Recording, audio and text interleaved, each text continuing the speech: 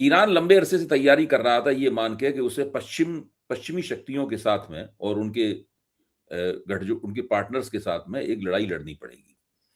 लेकिन ये तैयारी मेरे ख्याल से पिछले साल जून में जो 12 दिन का युद्ध हुआ था, जो आपने B-52 बम वर्षकों से जो वहाँ पर बंकर बस्टर्स बम गिराए थे उन्होंने, उसके बाद इस तैयारी में और तीव्रता आई होगी, क्योंकि उसके बाद तो ईरान को यकीन हो गया होगा कि ये तो एक तरह का टेलर था, आगे जाके ये एक युद्ध छेड़ेंगे।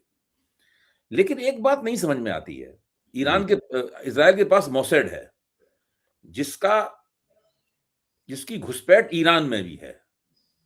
जो यहाँ पर ईरान के सर्वोच्च नेता के जो प्रतिनिधि हैं, विशेष प्रतिनिधि हैं भारत में, जब मैंने उनसे ही सवाल पूछा था कि क्या आपके पास इतने ज़्यादा जासूस हैं, अमेरिका अमेरिका सीआईए और मोसैड के इतने जासूस फैले हुए हैं कि वो ठीक-ठीक बता देते हैं इज़राइल को कि ईरान का नेतृत्व फलाना नेता किस जगह है, और वो ठीक वहीं निशाना मार के हमला करते हैं और उनको शहीद हो जाना पड़ता है। शहीद होने के लिए आप तैयार हैं, आपके अंदर बड़ा वलवला है, ये ठीक है, लेकिन आप अपने आप को शहादत के लिए अभी तो ज़िंदा रहना और लड़ना ज़रूरी है, आप युद्ध के बीच में हैं। तो उन्होंने कहा कि ये हम मानते हैं कि जासूस हैं उनके। हालाँकि वो ये मानने को तैयार नहीं थे कि बहुत ज़्यादा हैं। लेकिन इतना तक उन्होंने माना कि इनके जासूस हमारे यहाँ हैं, कुछ हैं जासूस, और उन्होंने घुमा-फिरा के ये भी कहा कि हम लोग उनकी पकड़-धकड़ या सफाई में भी लगे हुए हैं। अच्छा, इतने जासूस वहाँ होने के बावजूद, जिसको ईरान भी मानता है, और हर देश में गद्दार-वद्दार तो होते ही हैं, गद्दार लोग भी होंगे, मुखबिर भी होंगे वहाँ पे। इसके बावजूद ये लोग ये पता नहीं लगा पाए कि ईरान का जो मिसाइल सिस्टम है, जो मिसाइल प्रणाली है, वो मिसाइल प्रणाली इतनी इफेक्टिव है कि उनके सारे मंसूबों को वो धराशायी कर सकती है। आप देखिए, शुरुआत में चाहे नेतन्याहू का बयान हो, चाहे ट्रंप का बयान हो, उन्होंने कभी भी ईरानी मिसाइल क्षमताओं का ज़िक्र नहीं किया। अब जाके जाके तुलसी गब्बार्ड ये कह रही हैं कि हमारा प्रमुख उद्देश्य ईरान की मिसाइल आक्रमण क्षमता को नष्ट कर रहा है। अब वो कह रही हैं जाके। लेकिन शुरू में तो इन लोगों ने ईरानी मिसाइलों का ज़िक्र ही नहीं किया था। शुरू में तो ऐसा इस तरह से पेश कर रहे थे कि 3-4 दिन का खेल है, उसके बाद इनको घुटने टेक देने पड़ेंगे ईरान को हमारे सामने। तो ये ईरान इसको कैसे कर पाया, मतलब अपने आप में? अगर आपके पास कोई जानकारी हो तो बताइए, क्योंकि ये मेरे लिए बड़ी उत्सुकता का विषय है। देखिए, ये बिल्कुल आप ठीक कह रहे हैं कि इज़राइल के पास, अमेरिका के पास हुँ, ईरान की सामरिक क्षमता के बारे में हुँ, काफ़ी हद तक जानकारियाँ हैं। हुँ, उनके पास बहुत अच्छा तंत्र है, जिसमें इलेक्ट्रॉनिक सर्विलेंस भी शामिल है और ह्यूमन इंटेलिजेंस भी शामिल है। हुँ, और इस तंत्र के ज़रिए उन्होंने इस युद्ध में प्रारंभिक सफलताएँ बहुत हद तक प्राप्त की। उन्होंने जिसको चाहा उसको मार दिया, हुँ, जब चाहा तब मार दिया। हुँ, उन्होंने जून में भी इनकी मिलिट्री लीडरशिप के एक बड़े हिस्से को मार दिया था। हुँ, उन्होंने हमास के शायद एक बड़े नेता को यहीं ईरान में मारा था। उन्होंने इनके एक सुरक्षा कर्मी थे जो इनके लिए प्रॉक्सी जो दुनिया भर में है और उस इलाके में है, उनको तैयार करने का काम करते थे। शायद सुलेमानी या क्या नाम था उनका। हाँ, हाँ, हाँ, हाँ। उनको उनको भी एक मार समय दिया था। पीछा करके मार दिया था। हुँ, दरअसल उन सफलताओं से इज़राइल और अमेरिका का जो वर्तमान नेतृत्व है, हुँ, वो इतने घमंड में चला गया, हुँ, जो उसमें जो सैनिक परिस्थिति होती है, उसका आकलन करने में उससे भूल हुई। हुँ, उसको इन सफलताओं से ऐसा और थोड़ा-सा होता जो एग्रेसिव फोर्सेस होती हैं, उनसे हमेशा सफल ही हों ऐसा नहीं होता, बहुत बार उनसे गलतियाँ होती हैं। इस मामले में चूँकि इज़राइल और अमेरिका एग्रेसर्स हैं, साफ-साफ है, उसमें तो कोई शक है ही नहीं। हुँ, तो उनको ये घमंड था और उन्होंने उसके सैंपल उन्होंने देखे थे जब जनवरी में हुँ, भारी आंदोलन हुआ ईरान में इस हुँ, सत्ता के खिलाफ। उन हुँ, कठिनाइयों से जो पिछले एक लंबे अरसे में वो जो उस पर सैंक्शन वगैरह लगी हुई हैं उसकी वजह से और जो रिजीम का धार्मिक नेचर है उसकी वजह से, हुँ, वो जो थी उसके आधार पर अपने मतलब जासूसी के कौशल के आधार पर हुँ, और अपनी सैनिक सामर्थ्य के आधार पर उनके आकलन से ये गलती हुई कि उनको लगा कि वो लीडरशिप को जैसे ही मारेंगे, तो वो जो विद्रोही समाज है, चूँकि उसकी वजह थी, इस समाज का एक हिस्सा विदेशों में रहता है, जैसे भारतीय डायस्पोरा है वैसे ईरानी डायस्पोरा भी है। ईरानी डायस्पोरा जो पश्चिम में यूरोप में रहता है और अमेरिका में रहता है और ऑस्ट्रेलिया में रहता है, उसमें 90% तक इस रिजीम के विरोध में लोग हैं। आज भी बहुत प्रदर्शन हुए हैं। तो इन लोगों ने ये, क्योंकि ये पूरी योजना ज्यादातर इजराइल में बनी, ट्रंप से तो उन्होंने सहमति हासिल कर ली। 20 सालों से वो अमेरिकी राष्ट्रपति से सहमति हासिल करना चाह रहे थे। बाकी राष्ट्रपति इसको अपने सैनिक विशेषज्ञों के द्वारा बैठ के ठंडे दिमाग से सुनते थे। ट्रंप के मामले में ये हुआ, ये भी तो तथ्य सामने आ गए हैं। ट्रंप अकेले हैं जिन्होंने इसको बुलडोज किया। उन्होंने नेतन्याहू को ज्यादा सुना, अपने लोगों को कम सुना। और नेतन्याहू को लगता था कि जैसे ही हमने इनकी लीडरशिप को मारा, एक दो लेयर, तुरंत जनता में विद्रोह है और हम उस विद्रोह को करा के और उसके वो बन जाएंगे और सेना वेना में सब में विद्रोह हो जाएगा। यहां वो मिसकैलकुलेशन हुआ है। उल्टा हुआ कि उनकी द्वारा खमैनी की हत्या पहले ही दिन कर देने के बाद शॉक लगा उस ईरानी जनता में और उनमें राष्ट्रीय अस्मिता, अपनी धार्मिक अस्मिता, सांस्कृतिक अस्मिता, इन सब का विस्फोट हुआ। और संसाधन है उनके पास, उन संसाधनों की जानकारी पश्चिम को है, पश्चिम उनको नष्ट करने की कोशिश कर रहा है। लेकिन एक चीज होती है जीवट, और उसकी तैयारियां हर देश अपने हिसाब से करता है। तो अब वो जीवट और तैयारियां लड़ रही हैं और उनके पास इतनी सामर्थ्य है, और इसमें कोई शक नहीं कि हम लोग बहुत सी चीजों से प्राइवी नहीं हो सकते कि चीन और रूस क्या कर रहे हैं। हम लोग कल्पना ही उनकी कर सकते हैं, लेकिन हम ये अगर सोचते हैं कि उसका कोई रोल ही नहीं है तो वो भी बहुत ही ब्लाइंड खेलना होगा। नहीं, जो खबरें आ रही हैं, तमाम विशेषज्ञों का मानना है कि जिस तरीके से ईरान की मिसाइलें, कुछ मिसाइलें निशाने से भटक रही हैं, कुछ मिसाइलें इंटरसेप्ट हो रही हैं, लेकिन कुछ मिसाइलें निशाने पर लग भी रही हैं। और जो निशाने पर लग रही हैं, खास तौर से तेल अवीव में जो मिसाइलें गिर रही हैं, पहले तो जो इजराइल का जो आयरन डोम, यानी उनका जो एयर डिफेंस सिस्टम था, इसको आयरन डोम वो कहते हैं, एयर डिफेंस सिस्टम ने ईरान के बहुत से हमलों को नाकाम भी किया। लेकिन अब ऐसा नहीं है, वो आयरन डोम को वेध कर उसको उसमें छेद करके वो मिसाइलें अपने अपने निशानों को वहां हिट कर रही हैं, जिससे इजराइल के अंदर भी कोहराम मचा हुआ है। सबसे ज्यादा नुकसान युद्ध में ईरान का हुआ है, लेकिन इजराइल का भी बहुत नुकसान हुआ है। कल रात तो बहुत नुकसान हुआ है। कल रात की तो खबरें अब सारी एजेंसियों से आ गई हैं कि कल रात तो मतलब 100 से ज्यादा कैजुअलिटी, कैजुअलिटी नहीं, 100 से ज्यादा लोगों के घायल होने की खबर ईरान की सरकार ने स्वीकार की है। तो 100 जब घायल होंगे तो ऐसा नहीं हो सकता कि 10-20 लोगों की मृत्यु न हुई हो और उन 100 में 10-20 गंभीर हालत में न हो। तो ये एक बड़ी संख्या है। देखिए, अभी तक ईरान ने जो कुछ किया है, मैं अभी ये नहीं मानता कि वो अभी एक्यूरेट निशाना ले पा रहे हैं। अभी वो ये करते हैं कि उनकी 100 मिसाइलें गई, 100 में से 90-92 पकड़ ली गई, या उनको बीच में रोक लिया गया, या उनको नष्ट कर लिया गया, लेकिन 8 गिरी। अभी वो रेशियो ये है। अभी उस तरह का वार ईरान ने नहीं करके दिखाया है जैसा वार उस पर इजराइल ने या अमेरिका ने किया है कि टारगेटेड उन्होंने लीडरशिप को मार दिया हो। आस पास हुआ है, कई बार ऐसे निशाने भी लग गए। अब इसमें तुक्का है ज्यादा। अभी ईरान ने यह साबित तो नहीं किया है कि वो चाहेगा तो पिन पॉइंट वैसे ही मार देगा जैसे नेतन्याहू के बारे में खबर उड़ी, लेकिन वो सच्चाई नहीं थी। तो खबरों की मार तो हो रही है, इसलिए भी हो पा रही है कि दुनिया का जनमत इस समय अमेरिका और इजराइल के पूरी तरह खिलाफ हो गया है। बिल्कुल, विश्व जनमत जो है, और वो चाह रहा है कि ईरान जीते। युद्ध का नतीजा हमें नहीं मालूम, लेकिन विश्व जनमत के मन की बात तो मालूम है। इस समय लोगों की धारणा ईरान के प्रति रोज बढ़ रही है। हमारे आपके कार्यक्रमों में आती हुई दर्शकों की बढ़ती हुई संख्या भी इसका एक संकेत है। और इस तरह के अनेक कार्यक्रमों में जिस तरह से दर्शक आ रहे हैं और गोदी मीडिया को जिस तरह से वो धिक्कार रहे हैं, मैं तो स्टडी कर रहा हूं इसकी, इस पर एक कार्यक्रम भी करने वाला हूं। बिल्कुल, हमारे रिसर्च टीम इसको पढ़ रही है कि जितने राइट विंगर हैं इस देश में जो इजराइल और अमेरिका का समर्थन करते हैं, भारत की जनता उनको गालियां दे रही उनके कमेंट्स में।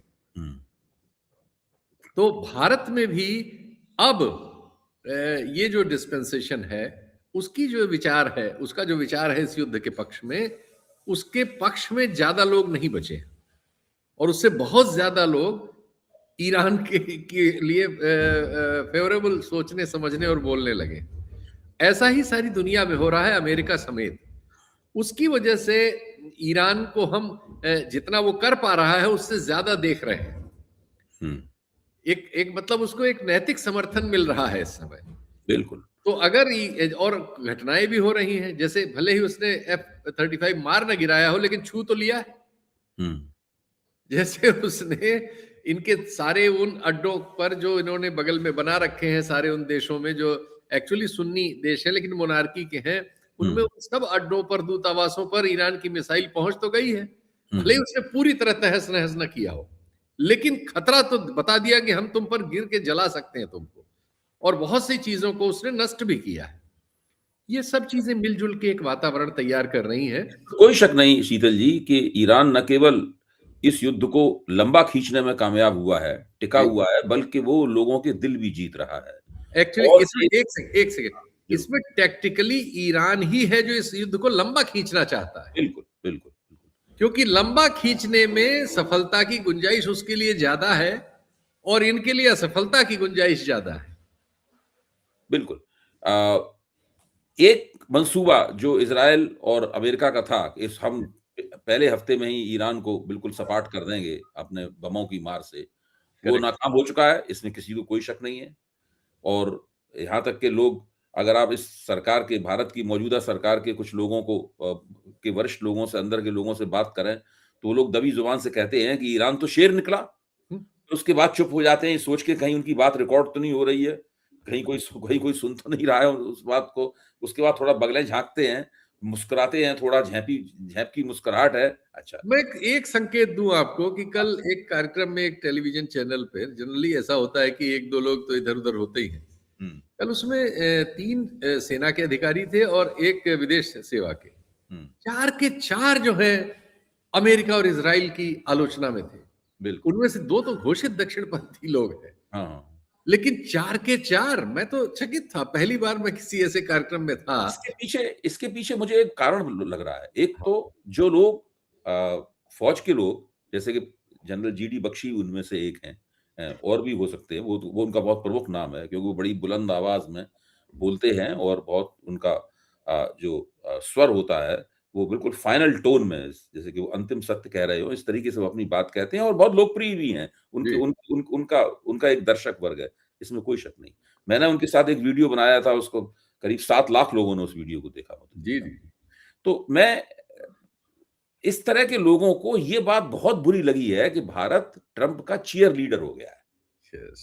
तो ये लोग मोदी जी के खिलाफ नहीं बोलते हैं अभी भी, ये लोग बीजेपी की सरकार के खिलाफ अभी भी नहीं बोलते हैं, ये लोग राष्ट्रीय स्वयंसेवक संघ के खिलाफ ये नहीं बोलते हैं, ये बात जरूर कहते हैं। इस बात से उन्हें बहुत दुख है कि उन्हें इन लोगों से, जिनका वो समर्थन कर रहे थे, जिन पे उन्हें उम्मीद थी, ये उम्मीद नहीं थी कि वो अमेरिका के पिछलग्गू बन जाएंगे। जी। अमेरिका उनका आका, अमेरिका को अपने आका की तरह स्वीकार कर लेंगे। जी, इस कारण से भी ये लोग ईरान का जो युद्ध प्रयास है उसको हमदर्दी की देख रहे हैं, हमदर्दी की दृष्टि देख रहे हैं, और थोड़ा बहुत हो सकता है उस युद्ध प्रयास को बढ़ा चढ़ा के भी बयान कर रहे हो, क्योंकि उन्हें फौजी शब्दावली आती है। जी, जी, जी, जी, और जी। वो जब बात कहते हैं तो उनकी बात ज्यादा प्रामाणिक लगती है। अब आते हैं हम अपने आदरणीय प्रधानमंत्री नरेंद्र मोदी की तरफ। देखिए, नरेंद्र मोदी अभी तक ईरान के ऊपर हुए हमले की निंदा नरेंद्र मोदी ने नहीं की है। नरेंद्र मोदी ने अभी तक अपने मुंह से, प्रधानमंत्री की हैसियत से, उन्होंने ईरान के सर्वोच्च नेता की हत्या हुई उस पर शोक भी व्यक्त नहीं किया है।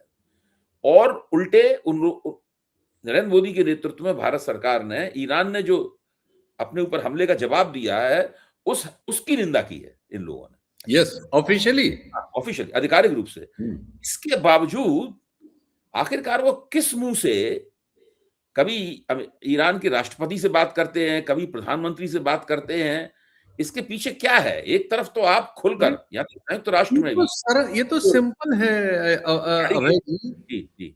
इससे सरल तो कुछ है ही नहीं।